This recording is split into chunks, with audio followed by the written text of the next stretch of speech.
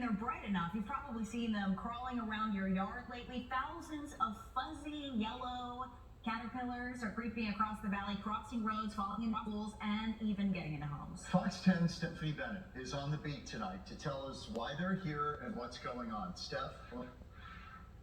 Yeah, John and Christina, some people might think they're cute, some people might think they're creepy, but they're only here for a short amount of time, and they are not dangerous at all. Basically, they come off of the mountains, like this one here at South Mountain, then into the valleys, and then basically they bury themselves until they turn into a moth that looks a lot like a hummingbird.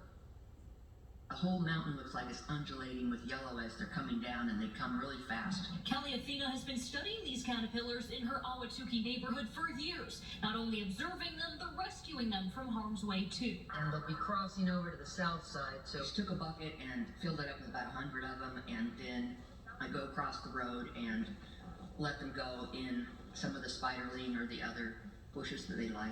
These furry yellow caterpillars will eventually turn into the White-lined Sphinx Moth. Experts with Butterfly Wonderland in Scottsdale say every August they come off the mountains and hibernate before monsoon season ends in the valley. But unlike butterflies that create a cocoon, these guys bury themselves underground, turning into a pupa before transforming. You know, to ask that people just give a little bit of patience and kindness for these caterpillars. They're not looking to hang around very long. They're really just looking to move right through our areas and get on over to their next stage in life.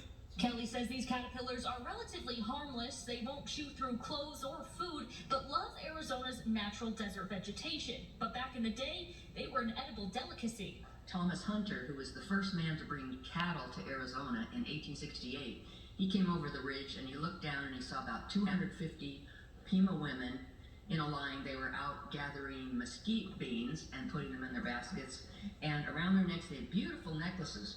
And as he got closer, he saw that they were wriggling caterpillars, and they'd eat some raw and then they were taking some back to be roasted. Yeah, I think I will pass on trying them, but I'll take their word for it.